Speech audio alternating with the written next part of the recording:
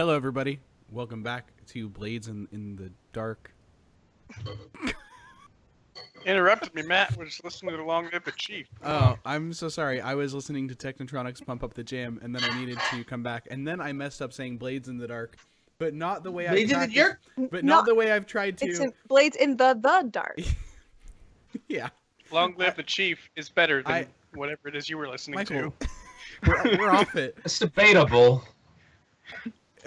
You have to understand, this last week, my roommate Emily and I sat here and I said Blades in the Dark, Blades in the Dark, Blades in the Dark. We so had that a I we had a wouldn't mess it vocal up. training lesson. So I wouldn't say Blades, Blades in in the Dark. the Dirk. And then I said Blades in the Dark. Your mouth needed more time to conform to the ah sound. It's because I was listening to Technotronic and I was like, pump up the dark. the dark. Pump up the dark. All right, everybody. Let's play this game. How do you guys get back to the strait? The boat. Fucking drive a boat, dude. How do you get to the boat? Walking. Walk. So not you're that telling far. me you walk through patrolled streets with an unconscious body No, over your coast is clear. shoulder? Coast is clear. It's not. It's like a block. Can we do a group prowl or something to get to the boat unnoticed? Does that sound fair? Get our Yeah. sneak on. Yes. Because you guys are trying to get to the boat unnoticed, I assume. I feel like Nope. if we're in the I can rich hide behind the priest. part It's of all Roswell. good. The priest that you're carrying. Yes. I mean, Yes. we just No killed one the will patrols say. in the area. How Some of how them. heavy? I know that anyone would look huge slung over the shoulder of another person. How actually physically big is he? He's not unnormally Just- big. He's like an old man, right? Yeah. How feasible would it be physically? I mean, Kreesa's not a big guy either. How feasible would it be for Kreesa to carry him, like, with his arms under the man's Like a puppet. What's like your a strength? puppet?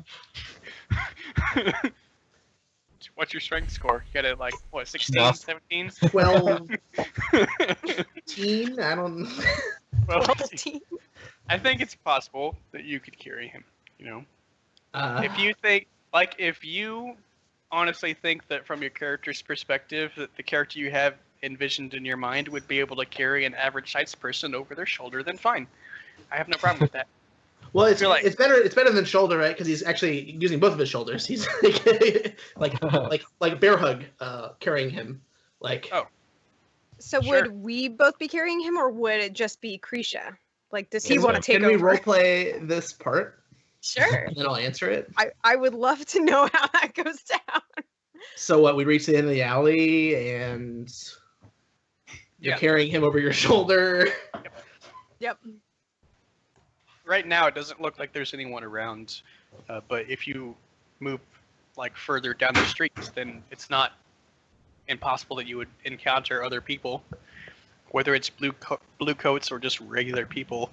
This is still a populated city, and we didn't really establish what time of day this is taking place at. Mid-morning. It's still dark no matter what. I think the idea was to get him as he was coming home, so it would be late afternoon, evening. Yeah. So, The whole plan with the transport plane was to find an alleyway where he wasn't there and was easily transportable. and you found the alleyway, and the route back to the boat is the part that I'm trying to establish right now. You know? How far is it? Yeah. How Like- it's like far a- away from the boat? It's like a block. It's like I said in Roll20. It's Okay. It's right there, like in one of those alleyways next to Crow's Foot. All right. So yeah, it's not that far. I think Are there Since it's- people everywhere? no, there's not people everywhere. Oh. So yeah, it shouldn't be too difficult for you to get back to the boat. Okay. I guess I was misunderstanding the difficulty of the task and the Yeah. task. Can we? It's not just like they're go over oblivious. there. I came up with a very elaborate solution to this that perhaps That seems a little unnecessary. No, Don't worry, Could Chris. It's okay. Giuseppe? Hi. Could I get you to ping on the Roll20 map whereabouts the alley is that you set up the ambush and where the boat is, just so that we all can know for Alley reference? is right here. Boat And is the boat- right here. So we're talking that little like L-shaped alleyway. Last picture. Okay. Walk away. Okay. So, are you gonna head? You're gonna head to the boat through that smaller, north-south alleyway, I assume, and instead of the main road. I mean, if there's enough people to make it a cover to go down that way, then I'll go down that way. If I can look like I'm carrying freight to the docks, I'll carry freight to the docks. That sounds fair. I I don't. mean, are we? If we walk out of the alleyway, are we just going to be seen? And No. okay, No, that's so. It's hard to We know what to wanna- do without the context of like who's there, right? Like what are we running into? I don't know the context of the We're just encounter here. shanghaiing him. It's How about totally this? fine. If we are attempting to walk to the boat, is there a chance that we'll be seen, or can we, with our knowledge that our characters currently have, make it to the boat without being seen? If you take the alleyway, I don't think there's much chance at all of you being seen. If you head out onto Okay. the main road, then yeah, there's a big chance of you being seen. Then we take the alleyway. So, Yeah. that sounds good. Do we want to just jump back to the gambit, or do you guys have anything you want to play out on the trip back? I would love to play stuff out on the boat. Yeah. sure. So Yeah. you guys So drop into the boat. You're all there. in the yeah, boat. I imagine Lyric is at the helm, and Yes. captaining us. And we're all rowing, and Silas needs to row less hard because damn dudes, like we're turning right when you row so hard, and like it's Silas on one side and Krisa and I on the other side, and we're like,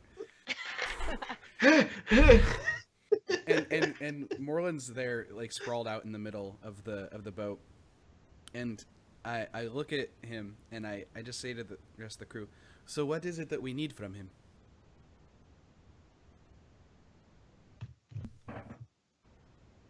And I guess Lyric would look over and say, like I said, a conversation. We have I don't failed. think he can give that yet.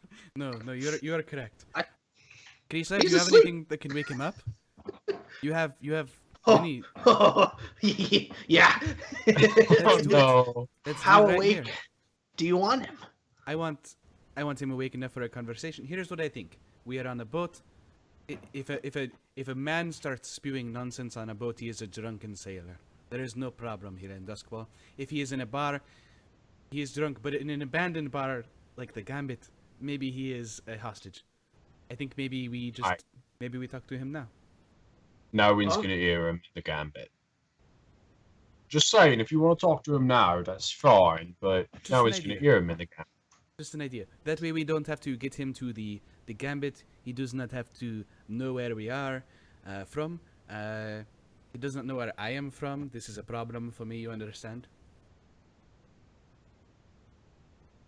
I'll kind of look at you and then kind of sideways glance to Lyric, like Mhm. basically saying like, "Are you okay with killing him here on a boat if we have to?" Krisa like does something with his hands, right? Like you're just doing. Yeah. And then I look at Lyric, or sorry, Krisa, and I'm like waiting for his input. Okay. Kretus stands up, from his little He like boat wobbles the. I'm like, whoa. position, and he turns inward towards the boat, towards the body, and rustles around in his coat and pulls almost like a satchel to his front, like it's strapped all the way around the back of his, like it's just completely covered by his cloak, and he Like, you turns would it have all the way never known there's around. a backpack, but there's totally a Right. backpack. And there's two hinges there, and he unscrews them, and it folds out like an airplane tray table. And there's just like vials and bags and like feet of various animals, and they're just crap in there. Just like there's stuff that looks familiar and useful, like real things, like there's a pestle and a mortar, and like half of a croissant and a rat and a dead rat, and like it's like a a variety of things and smells. It's Giuseppe like pulls up a scarf over his nose and is like, okay. So you want him awake I don't. to talk, Yes.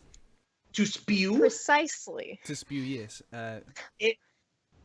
talk and spew, and alive or dead? Alive. Alive. We want him Oh. alive. Alive. Okay. Not dead. Awake, alive, the spew, and talking. Correct. Thank you, Krisa, for What being language so do you want him diligent. to talk? Common. What's that? Your language, Krisa. I want him to speak your language. You got it. Okay. So he, starts to mix some vials of things together. Should I roll on this?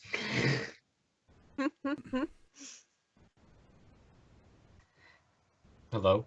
Michael, Mikhail? are we without a DM? I was muted. Oh. I'm sorry, I was muted. I was saying words. Oh. Gosh dang it. As far as I can tell, one of the only times that you roll for alchemy stuff is when you're like tinkering to make new stuff. Right. I don't think that there would be any roll needed here. You just have to. I agree in a way. I can see the fun in rolling, but I think that I'm pretty much trying to accomplish a goal. Can I tell you what the thing does? Well, yeah, that was my other question. Is are you using a predefined, drug/poison as that's in the rules, or did you make something of your own? Krisa is making something on his own, and this is something he does all the time, and it's halfway like a religious ceremony, and halfway a science, and a third halfway like a complete abstraction. Like they're like like you never know if every single ingredient is potent and key and very precise, or if it's 99% sugar and 1% like horrible fatal poison. And I was looking at the potions in the game, and I think it's pretty simply basically an upper. It's like I'm gonna give him a dose of just like of smelling salts into his body, but there's just a heavy daze once he wakes up. And I saw one of the effects of one of the potions is something that makes people slightly electric. It's electroplasmic. And once he wakes up and is in sort of this haze, I want like anybody that touches him to get a little static shock and for his hair to be on end, basically. So you're basically giving him a dose of spark, then? Makes in more a for small me. way, right? Like it's it's jolting him up. I guess you could say that's the active ingredient. Okay. Which is cool because you have that on you then. Yes. Right. Because I was going to say, if you're wanting to make something completely unique and custom, then you would need to have the alchemist's special ability. Which he does. He does. Which, if you do, that's fine. And since this is your introduction to the character, then we can say, okay, this is something that you've made previously, because it normally takes a long-term project to make something. But since your character has existed before this point, then we can assume that he's made this stuff before. Okay. So I'll let you have this dose right here without having to do any rolls or anything like that. But in the future, if you do want to have something that's custom, you'd have to go through the alchemy process on page 70. There's rules for creating a new formula. Mm-hmm. But we'll let you do this one since your character obviously has been doing this before. Yeah. Yes. What's your Yeah. drug called, by the way? This is just obviously it's just fictional, but like I want to know what it's called. Yeah. What is it called? What does Silas ask? I mean, I don't think he would ask, but maybe there's like, I mean, is it something Krisa made, or is it something that like has been? He's literally making it right now. Like Maybe he just elicits that information because he's so excited about it. Yeah. So I guess we should, since we're not role playing at this moment, should we establish? So that's just gonna happen. I'm gonna give him the stuff. Yeah. He's gonna Yeah. rise.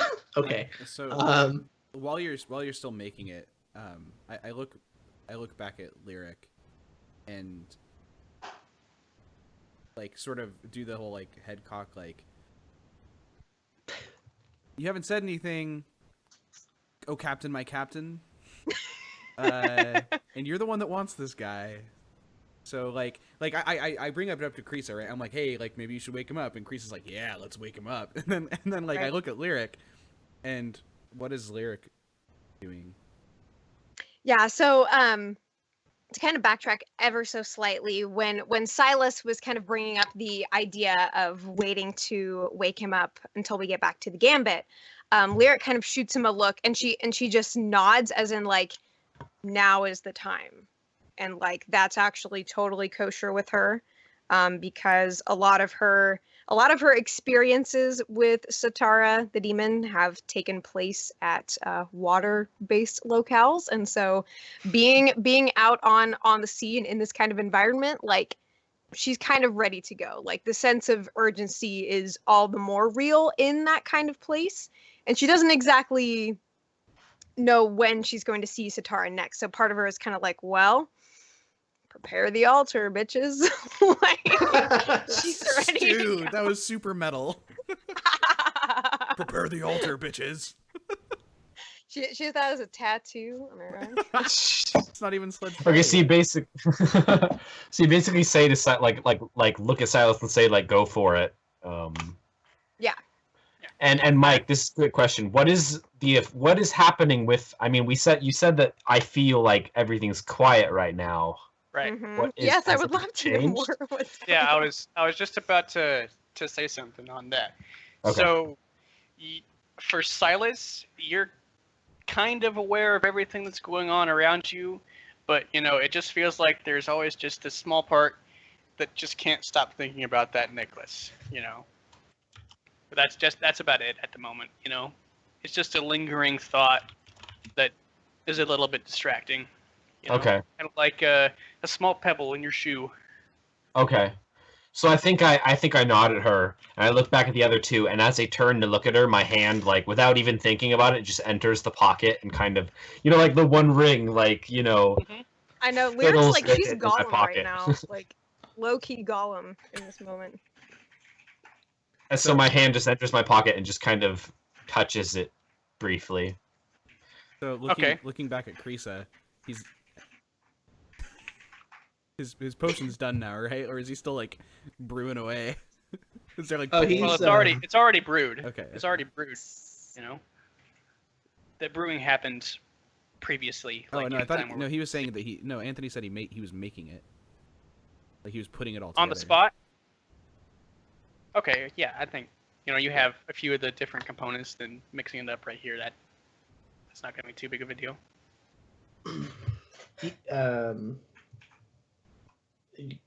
Yep. Yeah, you dose them up. Yeah. Yep. Oh yeah. It's a. It looks like it's a viscous like gel, but once it starts to drip out, of the vial that I made it in, and then it kind of all comes out at once, and it's actually, like bubbles, like like it floats down into his mouth, just like.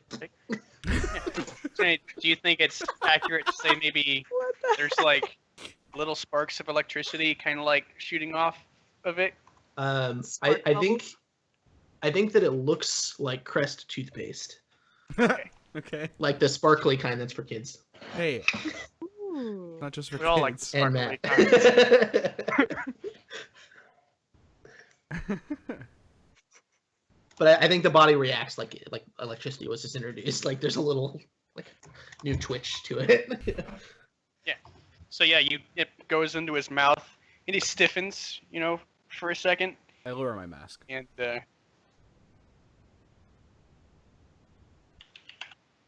That's all.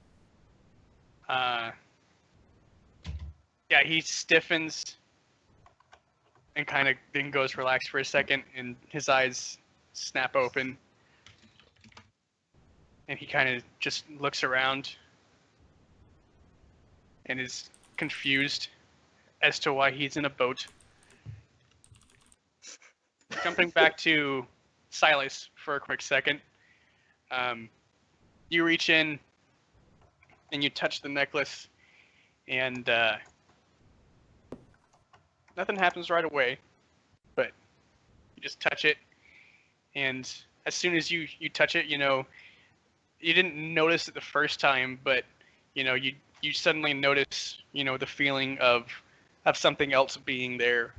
You don't know exactly what it is yet, but it's comforting in a way, almost like having something that you never knew you missed, kind of a feeling. Before you knew what this felt like, you never would have noticed it, but it almost feels like you needed it all along, kind of.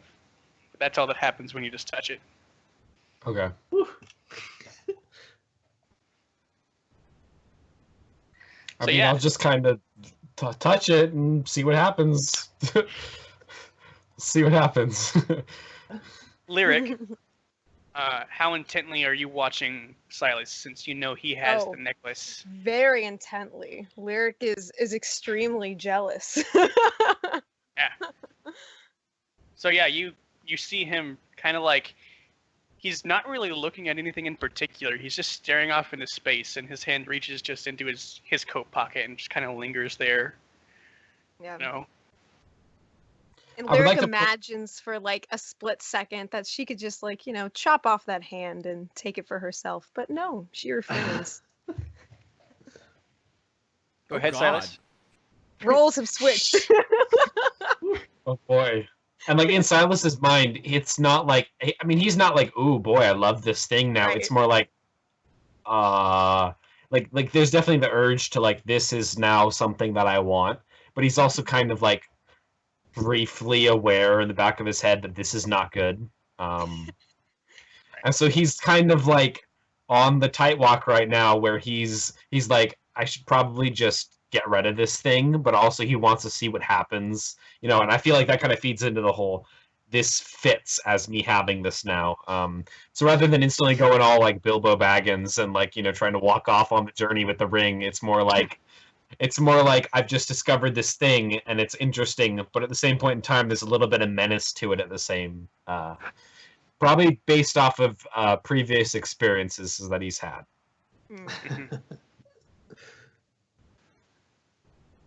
So Morlin is awake, and he's not sitting up. He kind of is just laying there, probably thinking to himself, maybe if I don't move, they won't notice me, kind of a thing. So he's kind of just like pretending to not be there, but it's obviously not working. I think Krisa is kind of sitting back, like, marvel in my power, and he like looks. He gives him a little touch. Hey, you awake now? And he like, when his finger gets close to him, it's like a visible arc of static electricity. Yeah. Oh, he's awake. He kind of like startles when you touch him, and he sits up a little bit, and then like pats himself across the chest, and just like almost without hesitation, he just locks eyes with Silas. Uh-oh. Okay. I think at this point, Lyric actually strides over and is Morlin still laying down, or is he trying to get up? He's half set up, like leaning back on his elbows. Okay. Lyric walks up to him and she puts her foot against his chest and presses him back down so that he's laying down and she has her foot holding him there. Okay. So yeah, you hold him there, and very slowly he shifts his focus from Silas to the person who is standing on top of him now. Glares at you. By the way, like as soon as he looks at me, I know what he's looking at me for. Like I feel like there's a strange, maybe I would have been like confused normally, but I know exactly what he's looking at me for, and I'm just like I stare him down right back, like Yeah. outwardly try not to show any emotion. hmm And You're Lyric still looks at touching the him. necklace? Oh, Oh yeah. Yeah. Okay. Go ahead, lyric.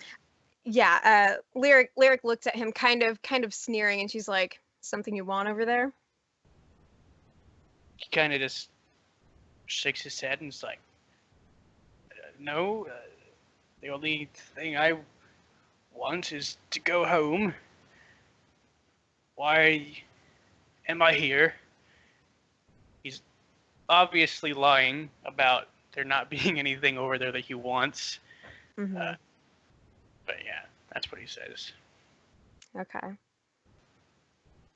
And Lyric still, she kind of pushes him ever so slightly more, like a little bit with her heel digging in right beneath his rib cage, and she's like, "Something tells me you're not who you say you are, and that there is something here that you want, but it doesn't belong to you." He just squints at you. It says, "It doesn't belong to either of us." Not per se, but I You would have a very do good sense well. of who it belongs to. You would do well to take my advice and throw that thing in the void sea. And Lyric kind of glares at him because she's all riled up from being in the proximity of it, knowing that it's not only something that Satara's interested, but something that she feels like is intended for her. So so in that moment she grabs his shoulder and just like throttles him against the deck and says, "What the hell is that thing?" He says, "Oh, it's probably too late for you anyway." Uh, he says, "We don't know what it is." All We? we, yes. We have been trying to find out what this is and if it can be used. It's a strange thing. That's what I said.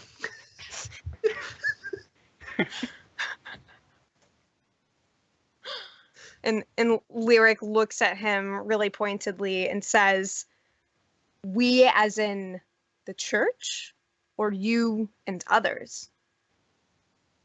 Others, Ah, the church doesn't necessarily know about all of our doings. Like what? This is the first time Giuseppe's been this whole time. I was gonna say Giuseppe probably wants to know about this. Yeah. Like he's been intentionally looks- silent, but he just says like what? He looks over at you. Do you have My the mask. mask? Is on. Yeah. Your But mask is my on. mask is on. My hood's up. I'm Rowan. I'm not looking at him. I'm just asking him the question. What's your status in the church officially, Giuseppe? I don't have a status in the church. Don't have I'm status? not even a youngest technically, because I don't serve in any official category within the church. I just I am what some would call a tier, which is what you would call anyone who isn't a part of the church officially. But I've Okay, been so- working closely with Mother, what's her name?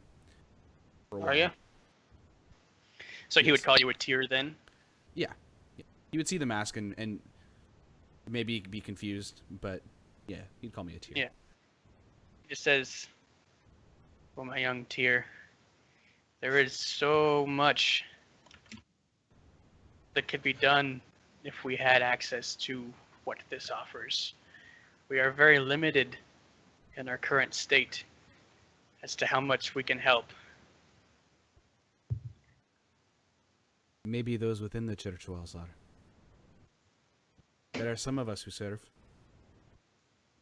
Talk to them. There is Give them more. I have no very more words for you. he just kind of shakes his head and says, "You will always be limited as to what you can accomplish. You will never be able to do enough to actually make a difference."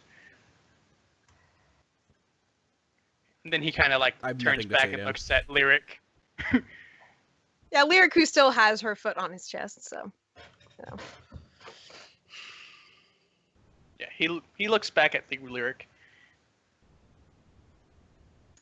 And he's So- kind of just staring at you right now, you know? Uh-huh. And Lyric looks at him and she says, "What do you mean? What did you mean when you said it was too late?" Says, he looks back at Silas and says, "Well, they've probably already found him." So wait, he says they probably. What was that? They probably already found him. Okay. And as he says that, I mean, has anything changed with Silas? Like, is it still the thing, the normal, what's been going on? You don't necessarily feel any different than you have been at the moment. Okay. Your hand is still like inside your coat, right? Yep. And if nothing's changed and my hand is still inside my coat, I just stand up with my hand still, like my right hand still inside my coat, and I walk over to him. And I just like I bend over to like be eye level with him, and I just say like, "What is it?" And I just want him to answer it. Honestly, I just give him a look in the face, like, be like, "You answer this." He looks at you, and remind me again, Silas. His eyes are what give away that he's from Tykeros, right? Yeah. He just looks straight in your eyes, and he kind of like, his expression changes slightly, and he cocks his head a little bit, and as though he's curious, and then he says, "Not your first time." I fucking murder him. The moment he says that, I'm like, okay, shouldn't have said that, and I just hit him in the face with my other hand that is in my pocket. Okay.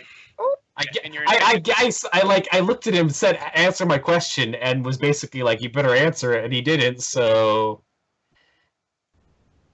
shots fired. He's at your mercy. There isn't any fight that he can put up. So yeah, you kill him. Oh. Yeah, I hit him with my left hand, and this knuckle duster has like spikes on it, so it like rips part of his face off.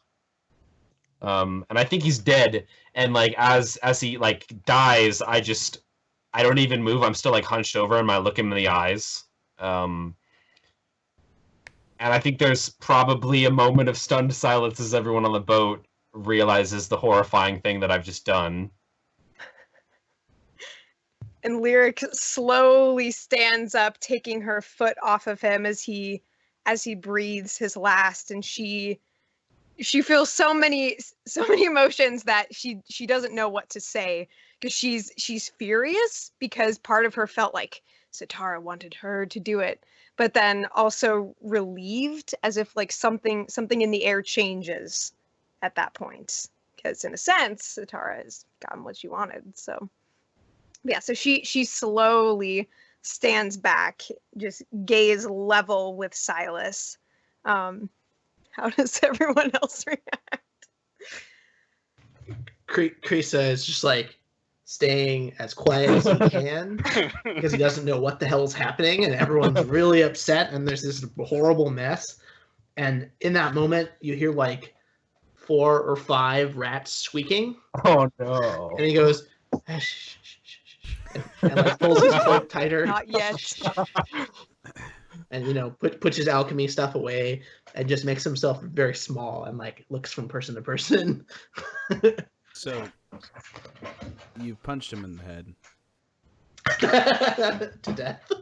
Tempted to have to rip So- it off. He is one punch man. He is one yeah, punch so, man. so you one punch him, and then like, I imagine your fist probably comes up again, and like at that moment, Giuseppe's hand just like gets between his face and your hand, and then it's just like, he actually just doesn't say anything.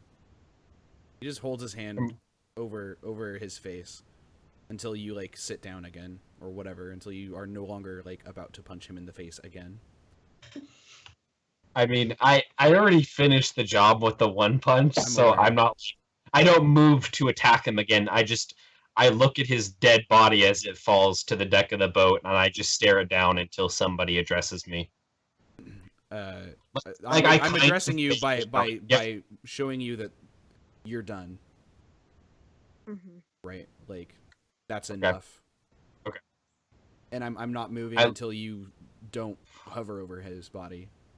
Okay. So you do that, and then his like eyes, Silas's eyes, like move towards your face, and you can see like, you No, know, he's not looking at you. yeah, like I think that he sees you, and his eyes, like essentially the dots that are his eyes in the darkness, just like grow. They grow bigger and they grow brighter as he looks at you.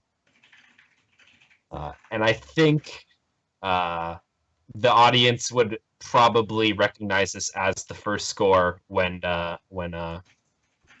he went insane. It's similar to that, but it's very it's not quite as intense. It's clearly like something is like he looks suddenly wilder. Like everything is in his appearance looks more ferocious than normal. And he's not looking at like Giuseppe with killing intent, but it's clearly like wild curiosity, like why did you just stop me kind of thing. Yeah, Giuseppe wouldn't know that because he's not looking at Yeah, you, yeah. right? Like he's staring forward, and he just has his hand like over in front of the face of Morlin, or the half of it that's still there, and like he waits for you to go sit down, and then whenever you go and move, do you do that, or are you just like there? I'm there. I think my fist lowers, but I don't move from my like spot. Maybe I stand up straight, my fist lowers, hand is still in my pocket, and I don't go to sit down, but I stand there and I Okay. kind of So I stare recognize at- that you're no longer in punch mode, or at least Giuseppe thinks that. And then Giuseppe like kneels over Morlin. He like stands up.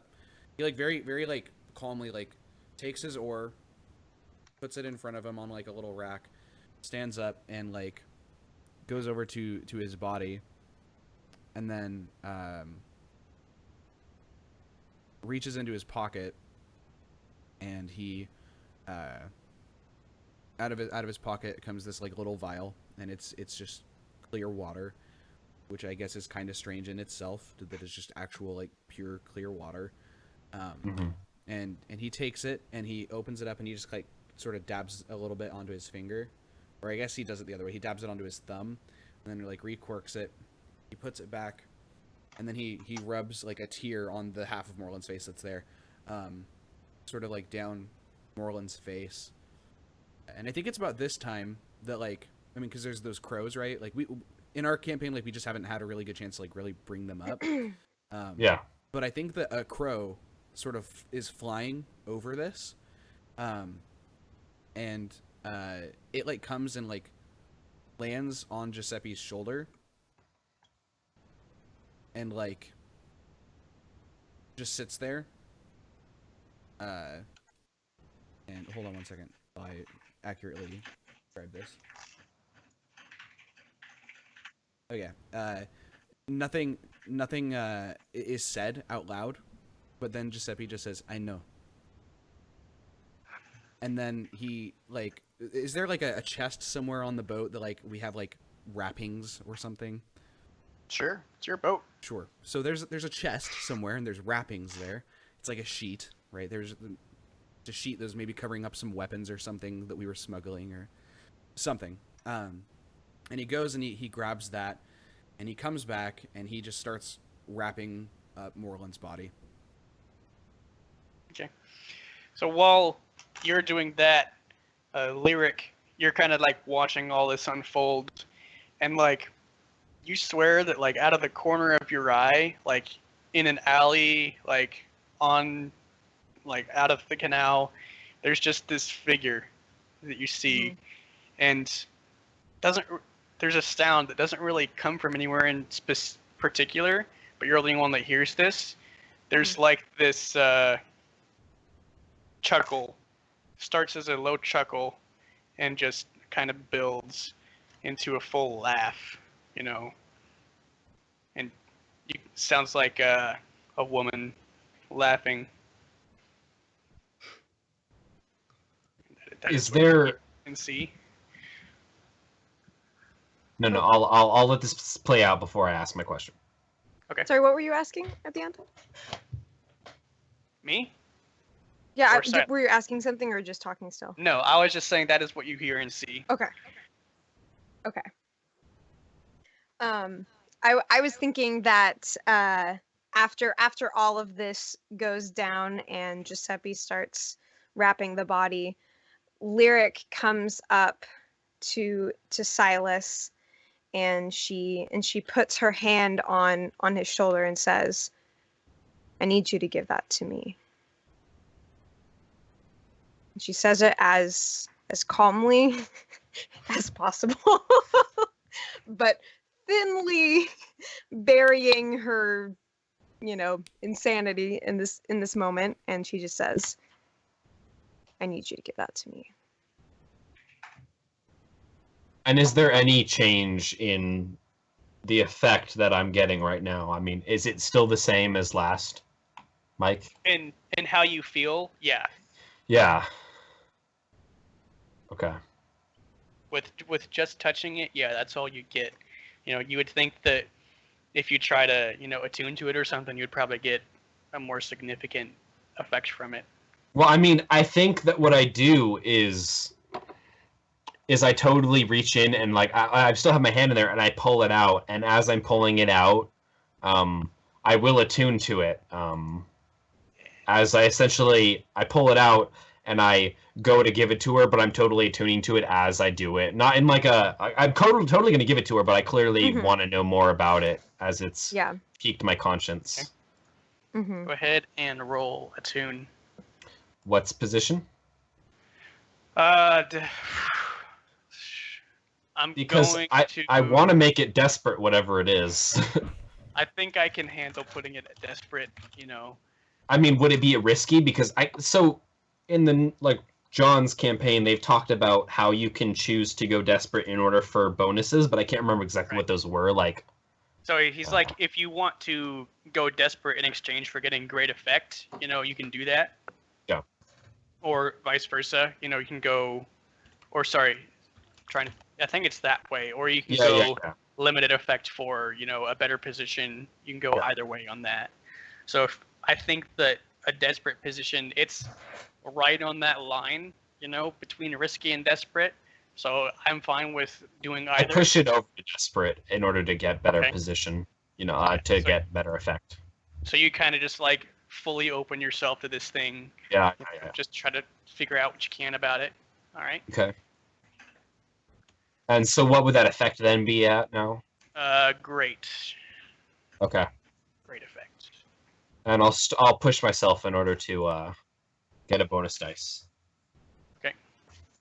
I don't know what I'm doing here, but I'm following instinct, I guess. See how it goes. Holy shit. Okay. Oh God. That does it. Okay. So, guys, I'm sorry, I gotta go. Call a critical strike. That's a That crit. is a crit. I think I gotta go now, guys. It's the greatest moment of my life. Can't roll Bye. anything ever again. Crit, best moment. Okay. So yeah, you're basically gonna be able to get whatever you want from this thing without having to worry about any serious harm or negative consequences necessarily. So what exactly is it that you're looking to get out of this? I just wanted to.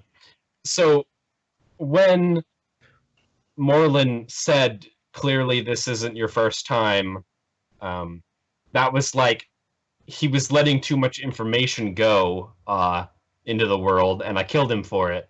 But I want to know more. Like, I know exactly what he's talking about in this, in that, I have had experiences with similar things, and I know exactly what this is now affiliated with. So I'm trying to figure out what it is, and in to get whatever I can out of it. Like, I clearly know something's happening, so I'm trying to, like, take advantage of whatever it's trying to do to me, and just take what it's trying to do to me with like control it, essentially. Okay. So you attune to this thing and kind of open yourself to it, and the rest of the real world just fades away, and you are just in total darkness, it seems.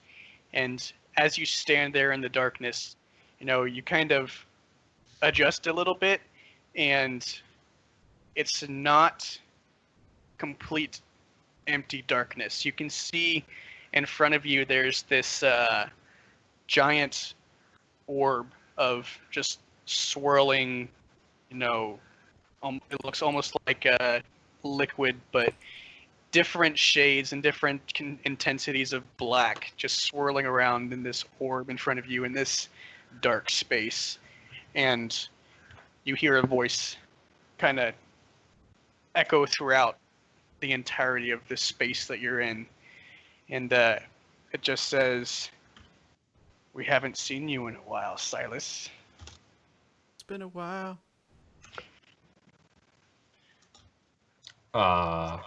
We were wondering when you were going to come back. I like. Yes, I and we will just- cut there. Ooh, Cut the episode there. Ooh. Okay. PogChamp.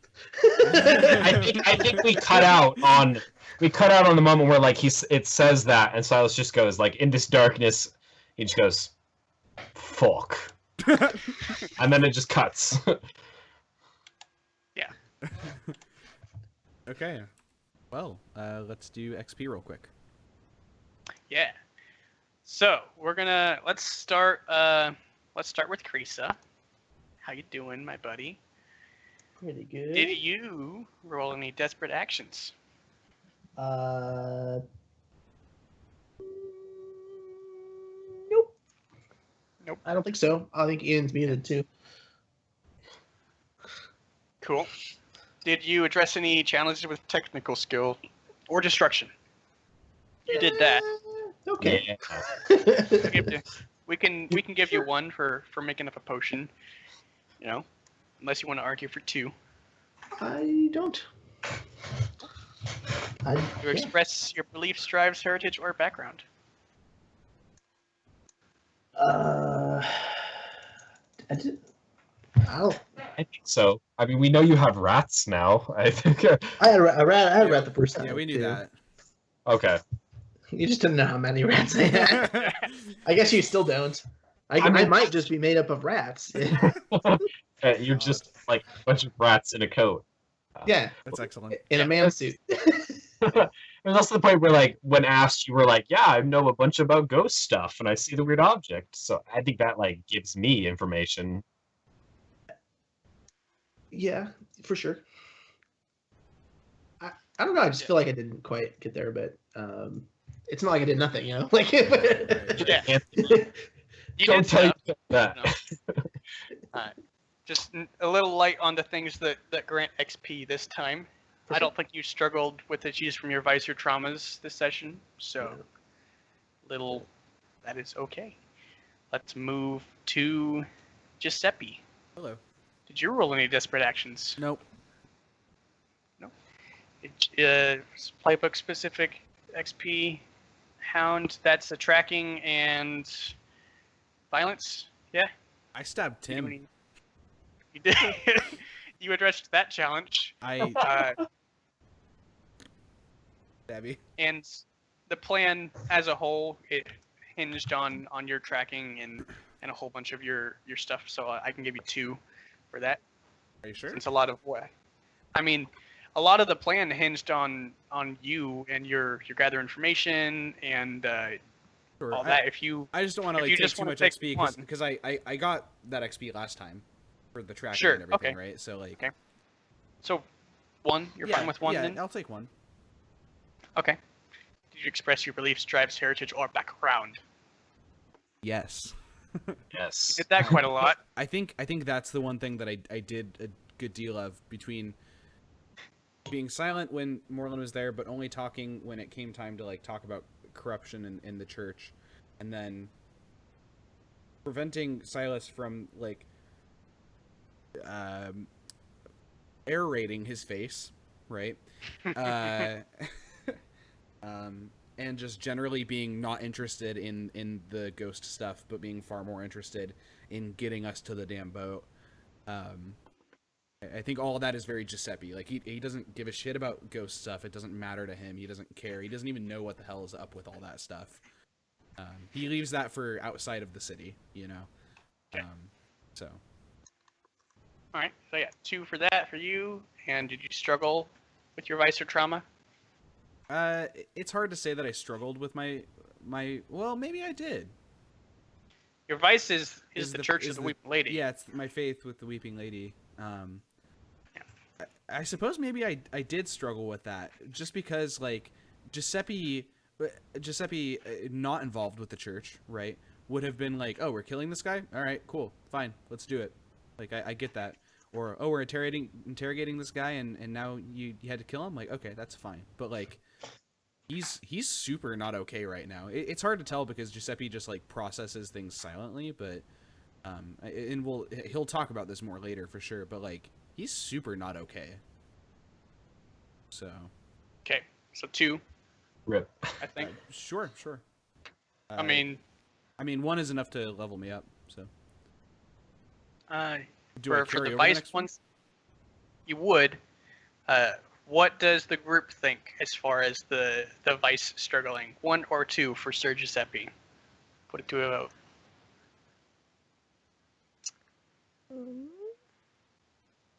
What does Giuseppe think? I think 1 or 2, it doesn't matter. I think 1 is fine.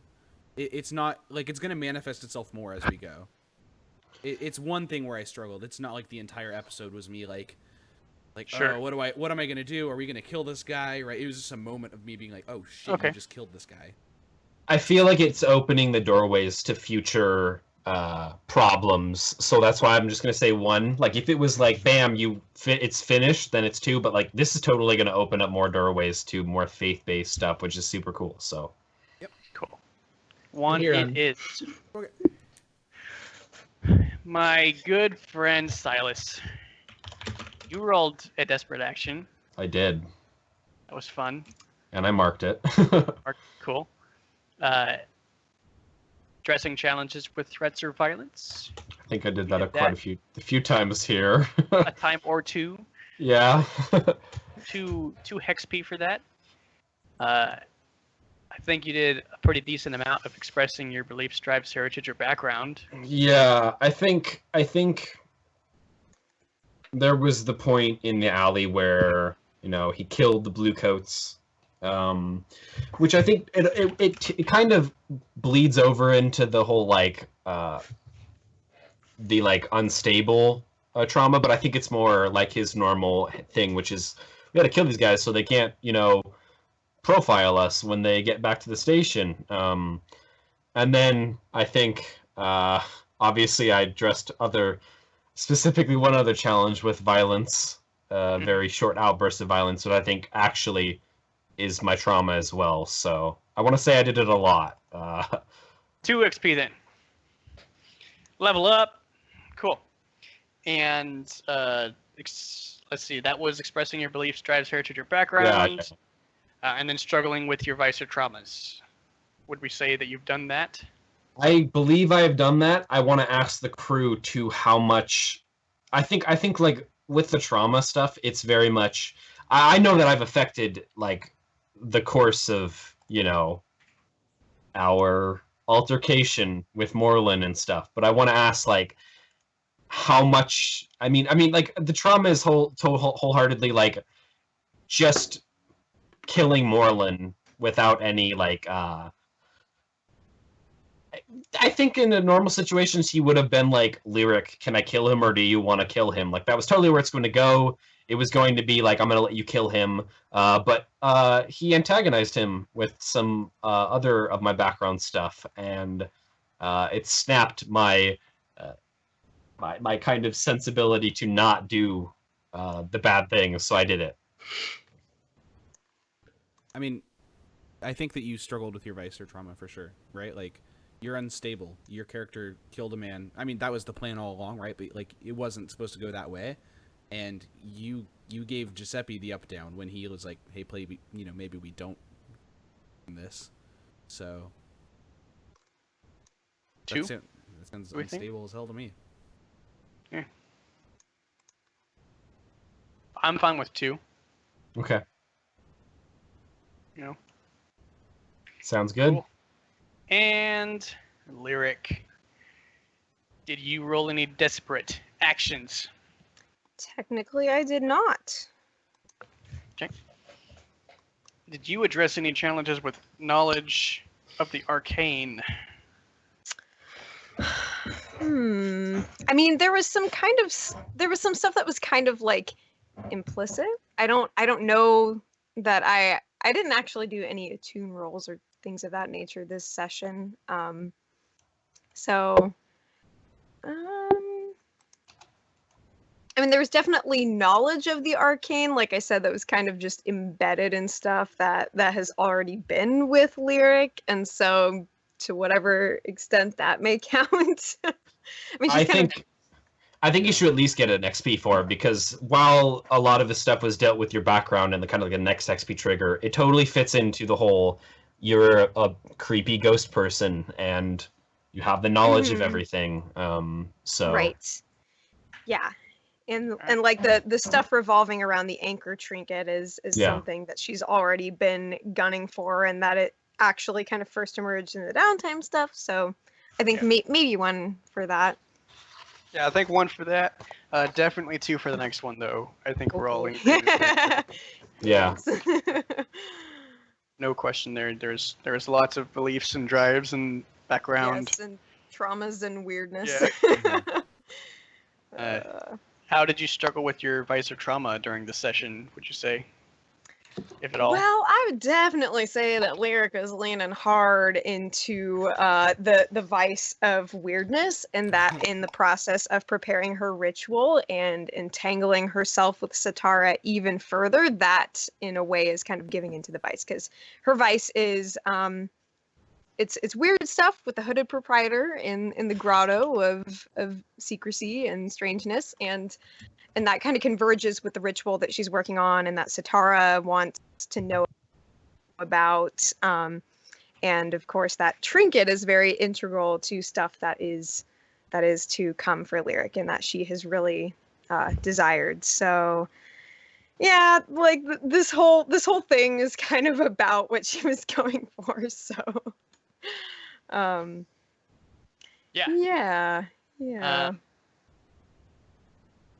I can see 2, Mm-hmm. I would say definitely, right? Like, Yeah. this whole episode's about Lyric. So 2 for both of the last ones, like the drives and heritage and trauma, like both of the and vice. Yeah, I agree. Yeah. Cool. So you had, 1 for that. So you got a total of 5 XP this session. I only see you Wow. marked 4. So you One, should get 2. 1 more, I think. Yeah, Okay. because you only have 4 marked. And you Yes, had 0 and- at the start. Yeah, the funny thing is I actually got my playbook advancement last session, and I didn't get to say this, but I now have the compel ability, so I have a lot of things in the Whisper playbook now. Yeah. But all things that are going to come into handy as things progress. So. All right. Let's hit the crew XP then. I think that we can count this as the successful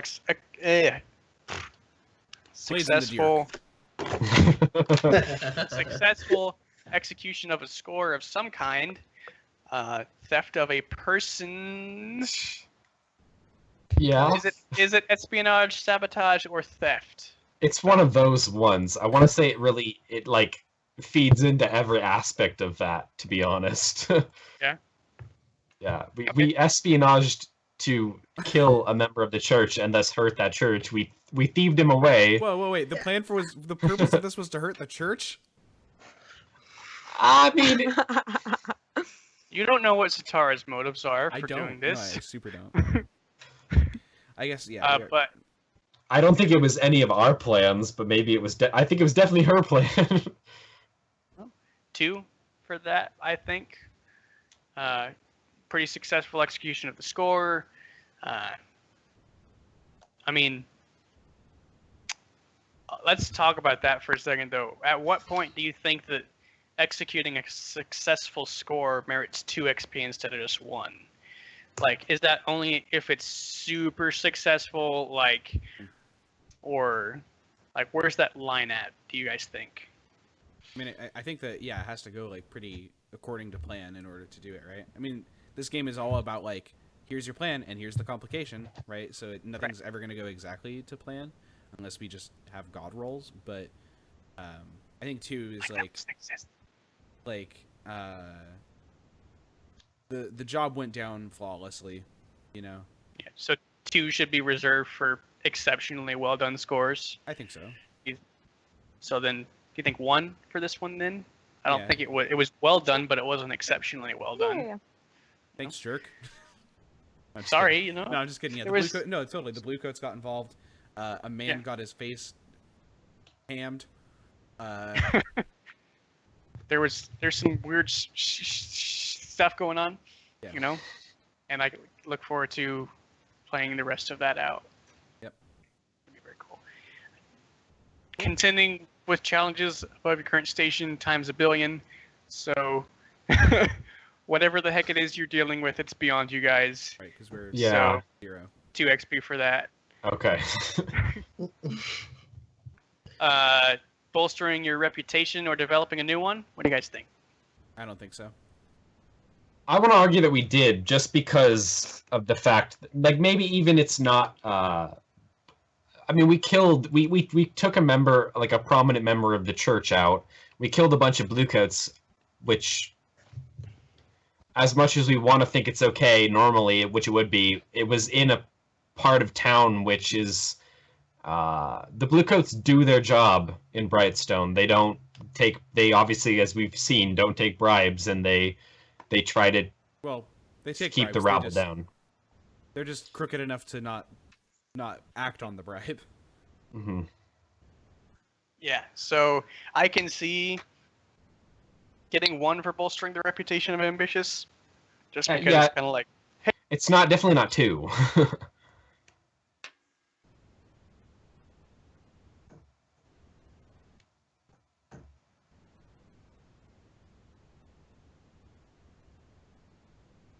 Okay, so 1 XP. And Dan,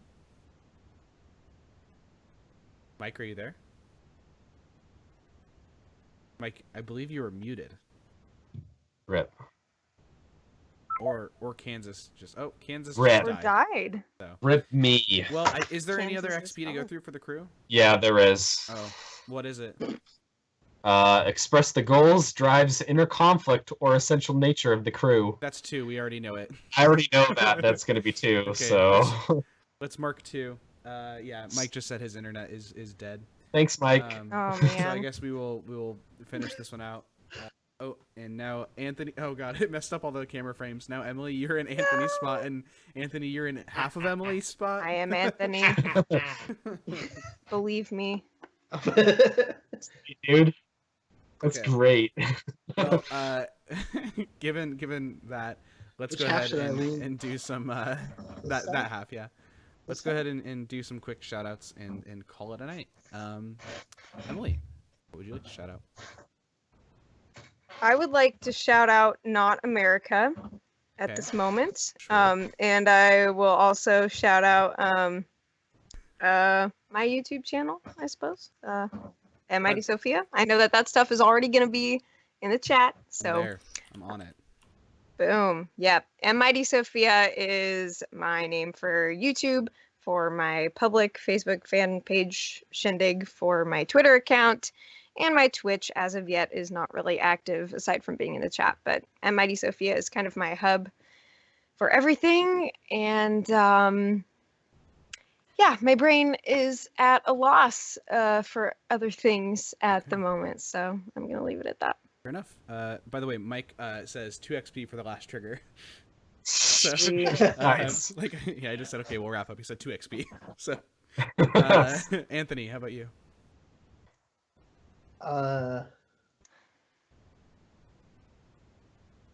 Florida? I don't know. I don't know what to say, man. I don't know what's happening here.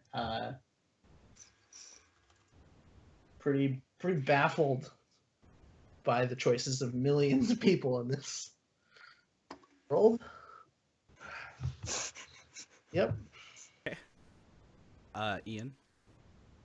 Don't worry, guys. It'll be over soon. Nope. Well, It's just beginning, man. Anyways. this is the Sweet election. Yeah, It starts a thing. Hey, I can dream, can I? Yes. Anyways, glad that we can be a bright light on this night, guys, of darkness and other stuff. I guess shout out to the roleplay crew. I know Mike would be talking about it if you were here, but you should go watch their game if you haven't already. It's pretty cool. They play I want to say marginally different from our crew, but some of the choices that they make, even though their job is to literally kill people, is very similar to... Yeah, our job isn't to kill people, we just do that, right, Silas? Just do it anyway. You know what? You know what? It's my hobby, guys. My hobby to kill people, so... anyways, you can also watch the... on John's channel on Twitch, 17 Design.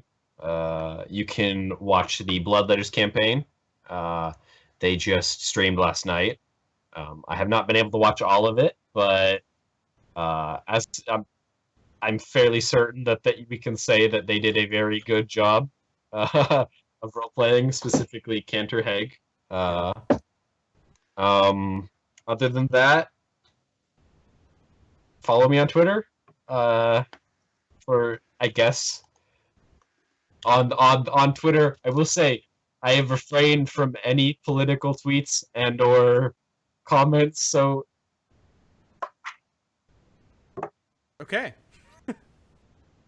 As for me, I should shout out Mike because he's our DM and we appreciate him doing that.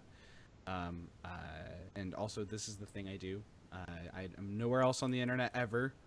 No, but you can seriously follow us here on twitch.tv/friendlyfiretv, and that is where you will find more of this stuff. We are live most Tuesdays, 6:30 p.m. Pacific, and the VODs of this episode and all the other episodes are going to be up on YouTube. All the ones prior to this week are already up there on YouTube.